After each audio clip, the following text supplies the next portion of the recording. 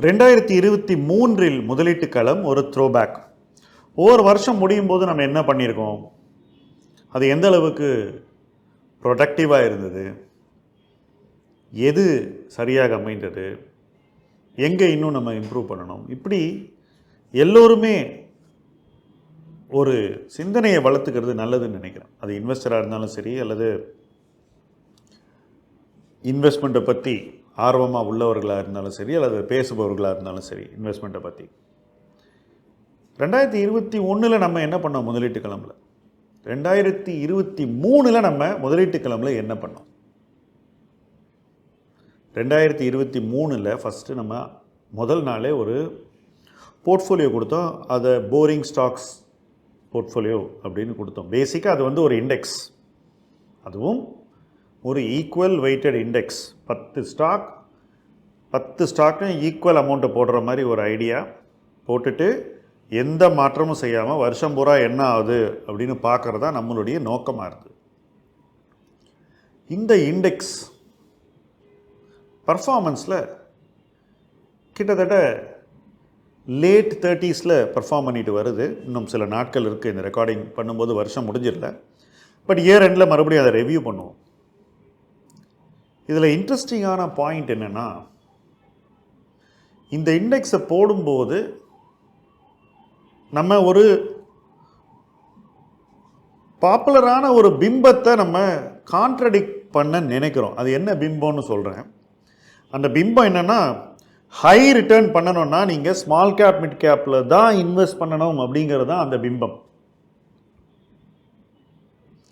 இந்த பிம்பம் வர்ற நேரம் ஜனவரி 1, 2023 ரொம்ப பாப்புலராக எல்லாரும் ஏற்றுக்கக்கூடிய ஒரு வாதம். இந்த வாதம் வைக்கிற நேரம் வந்து 1 ஜனவரின்னு வச்சுப்போம். 2022 ஸ்மால் கேப்னுடைய ரிட்டர்ன் என்ன தெரியுமா, -7.5%. மிட் கேப்னுடைய ரிட்டர்ன் என்ன தெரியுமா, -2%. ஆனால் மார்க்கெட்டில் எல்லாரும் நம்புகிற விஷயம் என்னன்னு பார்த்தாக்கா, ஸ்மால் கேப் மிட் கேப்பில் மட்டும் இன்வெஸ்ட் பண்ணால் தான் நம்மளால் ஹை ரிட்டர்ன் பண்ண முடியும். எனக்கு இது அந்த அளவுக்கு ஒரு சவுண்ட் ஆர்கியூமெண்ட்டாக படலை. என்ன ரீசன்னா, எல்லாரும் எப்போ ஸ்மால் அண்ட் மிட் கேப்பில் இன்வெஸ்ட் பண்ணுறாங்க தெரியுமா, பீக்கில் தான் அதிகம் பண்ணுறாங்க. இப்போ பண்ணுற மாதிரி பீக்கில் அதிகம் பண்ணால் என்ன ஆகும், லாபமாக பண்ணுவீங்க. முக்கால்வாசி பேர் பீக்கில் செய்யக்கூடிய முதலீடுகளில் நஷ்டம் பண்ணி ஏற்கனவே பண்ண லாபத்தை அந்த நஷ்டத்தில் இழந்துருவாங்க. இதுதான் நான் பார்த்த வரைக்கும் ஸ்மால் கேப் இன்வெஸ்டிங்கில் ரீட்டெயில் அல்லது இண்டிவிஜுவல் இன்வெஸ்டர்ஸ் அதிகம் பண்ணது. ரொம்ப குறைஞ்ச பர்சன்டேஜ் ஆஃப் பீப்புள் தான் இதில் ஹை ரிட்டர்னை பண்ணியிருக்காங்க. ஆனால் தியரிட்டிக்கலாக பார்க்கும்போது இதில் ஹை ரிட்டர்ன் பண்ண முடியும். 2023 ஸ்மால் கேப் இண்டெக்ஸ் கிட்டத்தட்ட 40% ரிட்டர்ன் இன்று வரை கொடுத்துருக்கு. சில நாட்கள் தான் பாக்கி இயரில்.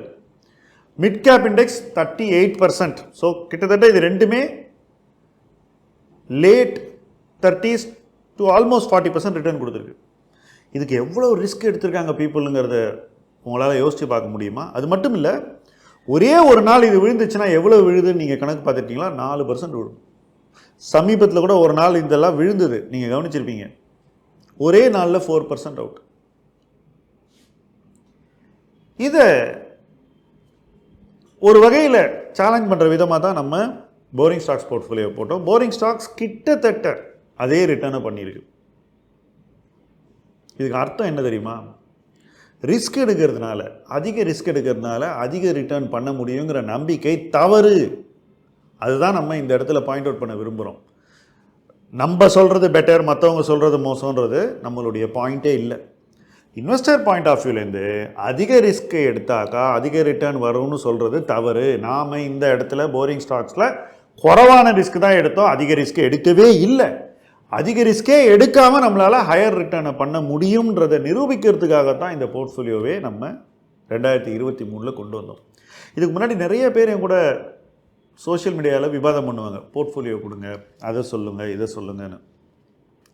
நான் கொடுக்காத ரீசன் வந்து, இதெல்லாம் பெரிய டிஸ்ட்ராக்ஷன்.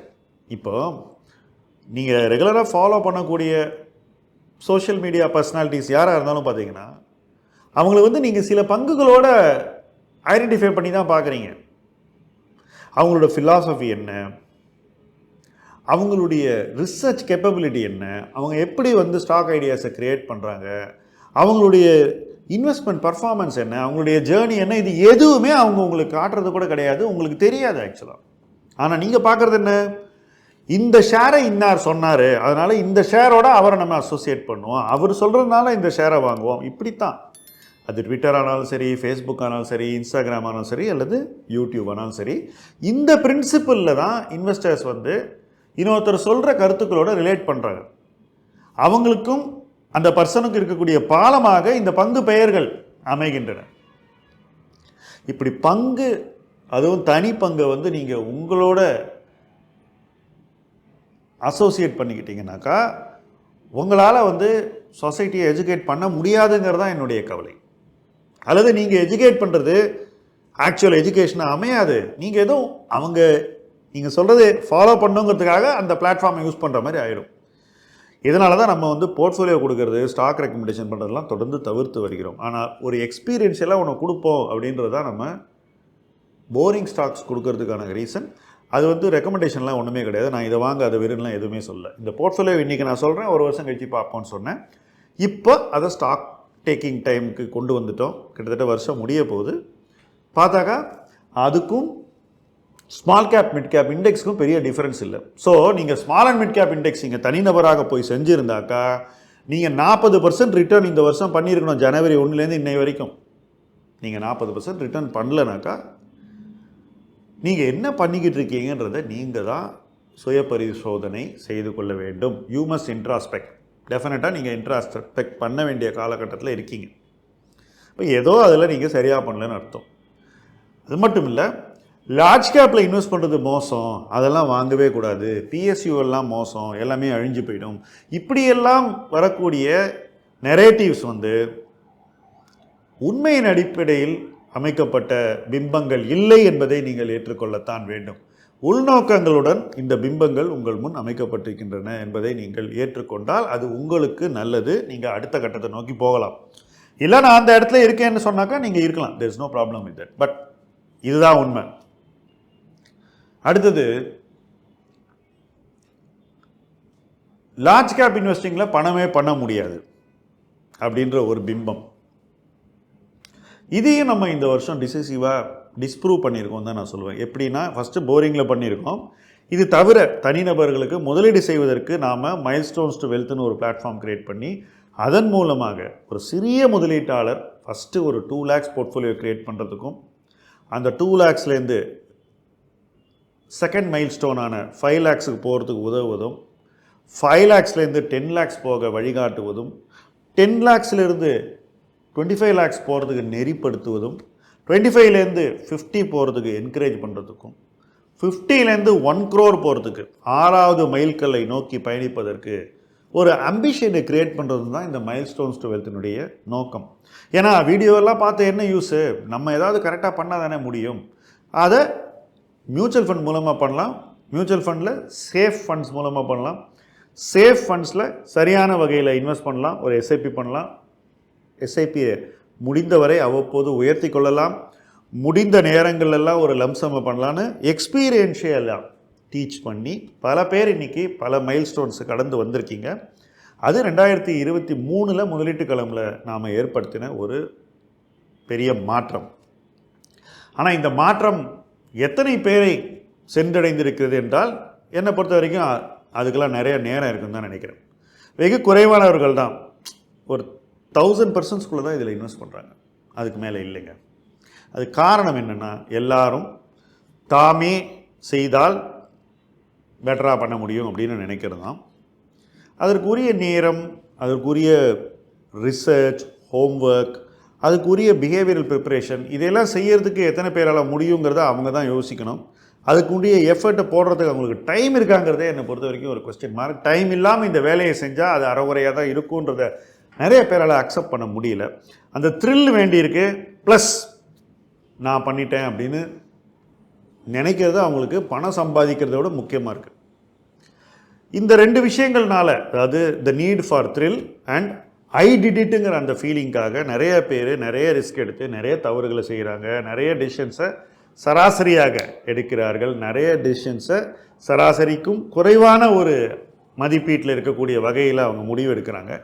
இதனால் என்ன ஆகுதுன்னா அவங்களுடைய ரிட்டர்ன் வந்து குறைஞ்சிருது. மைல்ஸ்டோன்ஸ் டு வெல்த்தில் முக்கியமான ஒரு பாயிண்ட் என்னென்னா ஸ்மால் இன்வெஸ்டர்ஸோடு ஒர்க் பண்ணுறது. ஏன்னா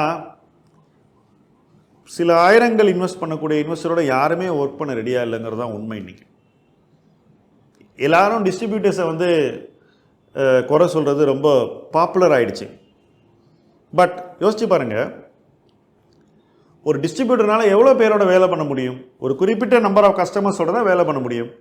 அப்போ அவங்க என்ன பண்ணுவாங்க, யார்கிட்ட நிறையா பணம் இருக்கோ அவங்கள்ட்ட தான் அவங்க சர்வீஸ் பண்ண நினைப்பாங்க. எங்கே அவங்க கெப்பாசிட்டிக்கு ஏற்ற மாதிரி கஸ்டமர்ஸை வச்சுக்கிட்டா தான் அவங்களுக்கு வளர்ச்சி கிடைக்கும். 1000 ரூபா 2000 ரூபா எஸ்ஐபி போடுற கஸ்டமர்கிட்ட போனாங்கனாக்கா அவங்களுக்கு சர்வீஸ் பண்ணும்போது ஒரு பெரிய கஸ்டமரை சர்வீஸ் பண்ண முடியாமல் போயிடும். அதனால் அவங்க பெரிய கஸ்டமர்கிட்ட தான் போவாங்க. நாங்கள் அதை உடைக்கணுங்கிறதுக்காக தான் மைல்ஸ்டோன்ஸ் வெல்த்தியை கிரியேட் பண்ணோம். இதில் வேடிக்கை என்னென்னா, இந்த எல்லா கண்டென்ட்டையும் பார்த்துட்டு 50 லட்சத்துக்கு மேலே இன்வெஸ்ட் பண்ணுறவங்க நிறைய பேர் வராங்க. பிஎம்எஸில் எங்ககிட்ட இன்வெஸ்ட் பண்ணுறாங்க. இதெல்லாம் நடக்குது. ஆனால் இந்த 1000 2000 பண்ண நினைக்கிற இன்வெஸ்டர் வந்து தப்பாக போய் பிளாட்ஃபார்ம்ஸில் இன்வெஸ்ட் பண்ணி ரிட்டர்ன் பண்ணாமல் ட்ரேடிங் பண்ணி ஆப்ஷன்ஸ் பண்ணி எதெல்லாம் செய்யக்கூடாதோ அத்தனை விஷயங்களும் தொடர்ந்து செஞ்சுக்கிட்டு இருக்காங்க. ஸோ அந்த வகையில் நம்ம 2023 சொசைட்டிக்கு தேவையான ஒரு இம்பேக்டை கிரியேட் பண்ண முடிஞ்சுதான்னு கேட்டிங்கன்னா my honest answer is no, we have not done it. Investors cooperate பண்ணல. நம்ம எவ்வளோ ட்ரை பண்ணியும் அது நடக்கலைங்கிறது தான் உண்மை. அட்லீஸ்ட் 24 நடக்குதாங்கிறத பார்ப்போம். பட் அதுக்கு இன்வெஸ்டர்ஸ் வந்து அவங்க ஈகோவை விட்டு கொடுக்கணும் ஃபஸ்ட்டு.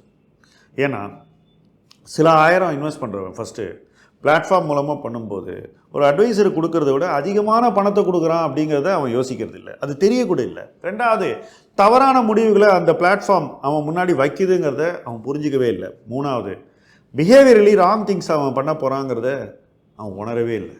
ஏன்னா இந்த பிஹேவியரில் ஆரம்பித்து தான் நம்ம அவனை ரிட்டர்ன்ஸ் நோக்கி கொண்டு போகிறோம். அவன் ரிட்டர்ன்ஸில் ஆரம்பித்து கடைசியில் பிஹேவியர் ஃபெயிலியர்னால் வந்து ரிவர்ஸ் டைரெக்ஷனில் போய் நிற்கிறான். இதை எப்படி ரிவர்ஸ் பண்ண போகிறோன்னு எனக்கு தெரியல. அதனால தான் தொடர்ந்து நம்ம இதில் பேசிக்கிட்டே இருக்கோம். இல்லைனா இந்த மாதிரி டெய்லி கண்டென்ட் போடுறதுலையோ அல்லது எஜுகேட் பண்ணுறதுலையோ எங்கள் பிஸ்னஸுக்கு வந்து பெரிய இம்பேக்ட்லாம் ஒன்றும் கிடையாது. பிகாஸ் நாங்கள் பிஸ்னஸ் ரீதியாக டீல் பண்ணக்கூடியது பெருவாரியாக ஹெச்என்ஐஸ் கூட தான், ஸ்மால் இன்வெஸ்டர்ஸ் கூட கிடையாது. ஆனால் இந்த பிளாட்ஃபார்ம் மூலமாக நம்ம டீல் பண்ண நினைக்கிறது ஸ்மால் இன்வெஸ்டர்ஸோட. ஆனால் இந்த பிளாட்ஃபார்ம் அதிகமாக யூஸ் பண்ணுறது ஹெச்என்ஐஸ் தான். ஸ்மால் இன்வெஸ்டர்ஸ் இதை பார்க்காம டிப்பு வாங்கி 5 ஷேர் 10 ஷேரு ட்ரேடிங்னு என்னெல்லாம் தவறுகளை செய்ய முடியுமோ அதை தொடர்ந்து செய்கிறார்கள். அந்த வகையில் எனக்கு இந்த ஆண்டு வந்து ஒரு சிந்திக்க வைக்கக்கூடிய ஒரு ஆண்டாகத்தான் இருந்ததுன்னு நான் சொல்லுவேன். It is not a productive year, அப்படி தான் நான் இதை சொல்லுவேன். அடுத்து என்ன செய்யலான்னு யோசிச்சுட்டு இருக்கேன். I don't know what will work, but something we have to do for the small investor. என்ன செஞ்சால் அவங்க புரிஞ்சுக்குவாங்கன்றதை நம்ம யோசித்து தான் செய்யணும். அப்படி தான் இப்போ பண்ண வேண்டியிருக்கு. But will continue to do the milestones to wealth. ஒரு ஸ்மால் இன்வெஸ்டரை அடுத்த கட்டத்தை நோக்கி கொண்டு போகுதுங்கிற அந்த பயணத்தில் நம்ம தொடர்ந்து நீடிப்போம். ஏன்னா ஒரு சொசைட்டியில் போய் நம்ம ஒர்க் பண்ணோம்னாக்கா அந்த சொசைட்டியில் எத்தனை பேரை நம்ம இம்பேக்ட் பண்ணோம், எத்தனை பேர் வந்து சரியான இன்வெஸ்ட்மெண்ட் பிஹேவியருக்கு வந்தாங்க, எத்தனை பேர் வந்து 2 லட்சத்துலேருந்து 1 கோடிக்கு போனாங்கன்றது தான் என்னை பொறுத்த வரைக்கும் லார்ஜர் இம்பேக்ட். அதை விட்டுட்டு ஒரு ஆளை எப்படி 50 கோடி கொண்டு போகணுங்கிறது ஒரு பெரிய இம்பேக்ட் கிடையாது. அதை நம்ம நிறையா பண்ணியிருக்கோம், தொடர்ந்து பண்ணிக்கிட்டு இருக்கோம். லார்ஜ் இன்வெஸ்டர்ஸோடு வேலை பண்ணுறதுங்கிறது தனி பணி, அது பண்ணிக்கிட்டே இருக்கும். அது எங்களுக்கு போதிய வருமானத்தை கொடுக்குது. ஸோ இது வருமானத்துக்காக நம்ம செய்கிறோங்கிறத விட ஒரு வேலை செய்யும்போது அது இம்பேக்ட் எத்தனை பேரை போய் சேர்றதுங்கிறது நமக்கு இட்ஸ் அ குட் மெஷர். அந்த மெஷருக்காக தான் இது எல்லாமே பண்ணிக்கிட்டு இருக்கோம். Hopefully more people understand the intention and hopefully more people use the facility. ஏன்னா ஒரு ஃபெசிலிட்டி இருக்குன்னா அதை யூஸ் பண்ணால் தானே பயன் இருக்குது. அதை விட்டுட்டு நான் போய் ட்ரேடிங் பண்ணுறேன், ஆப்ஷன் பண்ணுறேன், ஒரே ஸ்டாக்கை வாங்குகிறேன், டிப்ஸ் பேஸ்டாக பணத்தை போடுறேன்னாக்கா அதுக்கு என்ன ரெஸ்பான்ஸ் கிடைக்குமோ அதுதான் வரும். நீங்கள் ஒரு இன்வெஸ்டராக ஸ்மால் அண்ட் மிட் கேப்பில் வந்த 38 to 40% ரிட்டர்னை பண்ணியிருக்கீங்களான்னு பாருங்கள். அல்லது போரிங் ஸ்டாக்ஸில் கிட்டத்தட்ட அதே ரிட்டர்னை நம்ம மேட்ச் பண்ணியிருக்கோம். அந்த ரிட்டர்ன் உங்களுக்கு ஜனவரி 1 வரதான் போது அந்த ரிட்டர்ன் நீங்கள் பண்ணியிருக்கீங்களான்னு பாருங்கள். இது ரெண்டும் நீங்கள் பண்ணலன்னாக்கா நீங்கள் டைரக்ட் ஸ்டாக்ஸ் பண்ணதுக்கு என்ன பயன் என்று யோசிச்சு பாருங்கள். அதே போல் மியூச்சுவல் ஃபண்டில் போய் நீங்கள் வெறும் ஸ்மால் கேப்பில் இன்வெஸ்ட் பண்ணியிருந்தீங்கன்னா நீங்கள் என்ன ரிட்டர்ன் பண்ணியிருக்கீங்கன்னு பாருங்கள். சப்போஸ் நீங்கள் உங்கள் எக்ஸ்ஐஆர்ஆர் இதோட குறைவாக இருந்ததுன்னா நீங்கள் உங்கள் பிஹேவியரில் அதே கேட்டகரியில் சரியாக இன்வெஸ்ட் பண்ணலங்கிறத ஏற்றுக்குங்க. Improve your behaviour. ஸோ இந்த வருஷம் நம்ம பண்ண விஷயங்கள் ப்ராடாக பார்த்தா இதெல்லாம் தான். இது தவிர நிறையா ஷார்ட்ஸ் வீடியோ போட்டோம், நிறைய வெபினார்ஸ் பண்ணோம், ஃபேஸ்புக் லைவ் பண்ண ஆரம்பிச்சிருக்கோம். வெபினார்ஸில் நிறைய பேருக்கு எஜுகேட்டிங் ஆக்டிவிட்டீஸை பண்ணுறோம். அந்த வெபினார்ஸில் நீங்களும் பார்ட்டிசிபேட் பண்ணலாம். முதலீட்டு கிளம்பு வெபினார்ஸில் மைல்ஸ்டோன்ஸ் வித் ரெகுலராக வெபினார்ஸ் கண்டக்ட் பண்ணுறாங்க. அந்த வெபினார்ஸில் நீங்கள் பார்ட்டிசிபேட் பண்ணலாம். எஜுகேஷன் கண்டென்ட் க்ரியேட் பண்ணிக்கிட்டே இருக்கோம் ஷார்ட்ஸ் மூலமாக. அதே போல் லாஸ்ட் ஒரு 12-13 இயர் மார்க்கெட்டினுடைய ஹிஸ்ட்ரியை வந்து ஒரு புக்காக பண்ணி நான் அதை ரிலீஸ் பண்ணியிருக்கேன். அந்த புக்கினுடைய காப்பி உங்களுக்கு வேணும்னா it is absolutely free, but digital. Print பண்ணல, விற்கலை, பணம் வாங்கலை, எதுவும் பண்ணல. டிஸ்கிரிப்ஷனில், இந்த வீடியோட டிஸ்கிரிப்ஷனில் ஒரு லிங்க் இருக்கும். அந்த லிங்க்கை நீங்கள் ஃபில் பண்ணாலே ஆட்டோமேட்டிக்காக நெக்ஸ்ட்டு மினிட் அந்த புக் டிஜிட்டலாக உங்களுடைய மெயிலுக்கு வந்துடும். நீங்கள் அதை ரீட் பண்ணலாம். 2010 இந்திய பங்குச்சந்தையினுடைய வரலாற்றில் நடந்த பல தருணங்கள், பல விஷயங்களை வந்து நாங்கள் கேப்சர் பண்ணியிருக்கோம். இதை எப்படி கேப்சர் பண்ணோன்னாக்கா, நான் வந்து 2009 எப்போ ஐதாட் தோணுமோ அந்த நாள்லேருந்து ஒரு சனிக்கிழமையும் விடாமல் ஒரு மார்க்கெட் ரேப்பை ஷேர் பண்ணிக்கிட்டு இருக்கேன். ஒரு வாரம் கூட தவறாமல் இன்றைக்கி வரைக்கும் அதை பண்ணியிருக்கோம். இன்றைக்கி கூட இந்த வீடியோ ரெக்கார்ட் பண்ணுறதுக்கு முன்னாடி அதை எழுதி அனுப்பிச்சிட்டு தான் நான் வந்து இந்த வீடியோவை ரெக்கார்ட் பண்ணுறேன். ஸோ அதில் என்ன பண்ணுவோன்னாக்கா, ஒரு இன்வெஸ்டர் அந்த நாளில் இருக்கக்கூடிய மார்க்கெட் கான்டெக்ஸ்டில் எதை பற்றி நினைக்கணும், எப்படி தன்னுடைய பிஹேவியரை ஆல்டர் பண்ணணும், அல்லது பிஹேவியரை வந்து அவன் எப்படி டைரக்ட் பண்ணணுங்கிறத வாரம் நாங்கள் பண்ணுவோம். ஸோ மோஸ்ட்லி இதில் பிஹேவியரல் பற்றியும் ஓவரால் எக்கானமிக்கும் பிஹேவியருக்கும் சம்மந்தப்படுத்தியும் சின்ன ஆர்டிகல்ஸ் எழுதுவோம். இந்த ஆர்டிகல்ஸ் எல்லாமே எங்கள் ஆர்கைவ்ஸில் இருக்குது. இந்த ஆர்கைவ்ஸில் இந்த ஆர்டிக்கல்லேருந்து ஒரு காலகட்டத்திலையும் ஹிஸ்டாரிக் ஈவெண்ட்ஸ் நடக்கும்போது நம்ம என்ன சொன்னோம், அதுக்கு முன்னாடி என்ன சொன்னோம், அப்புறம் என்ன சொன்னோம், எப்படி நம்மளுடைய இன்வெஸ்டர்ஸை கைட் பண்ணோங்கிறது எல்லாம் அந்த இதில் இருக்குது. அதை அப்படியே எடுத்து ஒரு புத்தகமாக போட்டிருக்கோம். ஸோ 2010 இன்று வரை நடந்த நிகழ்வுகள் எல்லாமே இதில் கேப்சர் ஆகிருக்கும். இதை படிக்கும்போது உங்களுக்கு UPA 2 என்ன நடந்தது, எப்படி இன்ட்ரெஸ்ட் ரேட் மேலே போச்சு, எப்படி ரூபாயினுடைய மதிப்பு கீழே வந்தது, எப்படி கோல்டு ப்ரைஸ் மேலே போச்சு, எப்படி FII ஸ்டாக் விற்றாங்க, 2014 எலெக்ஷனில் என்ன நடந்தது, இது எல்லா விஷயங்களையும் நம்ம கேப்சர் பண்ணியிருக்கோம். அன்றைக்கி என்ன எழுதணுமோ அதை அப்படியே எடுத்து இப்போ உங்களுக்கு ஒரு கம்பைல் பண்ணி தான் கொடுக்குறோம். இன்றைக்கி நம்ம ஊரில் இருக்கக்கூடிய மீடியா பர்சன்லாம் ஹிஸ்ட்ரி எழுதுகிற மாதிரி எல்லா வரலாறையும் எடுத்து திரித்து இன்றைக்கி ஒரு நெரேட்டிவ் பில்ட் பண்ணுவாங்க. அந்த மாதிரிலாம் இல்லாமல் ரியல் டைமில் என்ன எழுதினோமோ அது எங்கள் பிளாக்லலாம் இருக்குது. அதில் தான் அப்படியே எடுத்து அதை போட்டு சில கிராஃப்ஸை போட்டு அந்த வரலாறை வந்து சரியாக ஒருத்தர் புரிஞ்சுக்கணுங்கிற ஒரு நோக்கத்தோடு அதை வந்து வெளியிட்டிருக்கோம். ஸோ அதையும் நீங்கள் கண்டிப்பாக பார்க்கலாம். It is free, so it's learning. நிறைய ஸ்டூடெண்ட்ஸுக்கு இதை நீங்கள் ஷேர் பண்ணலாம். ஏன்னா நிறைய பேருக்கு இன்றைக்கி அவங்க வரலாறுன்னு அவங்க புரிஞ்சுக்கிறது எல்லாமே தவறான புரிதல்களாக இருக்குது. பொருளாதார புரிதல்கள் மிக தவறாக உள்ள ஒரு டெவலப் ஸ்டேட்டாக நம்ம இருக்கோம்.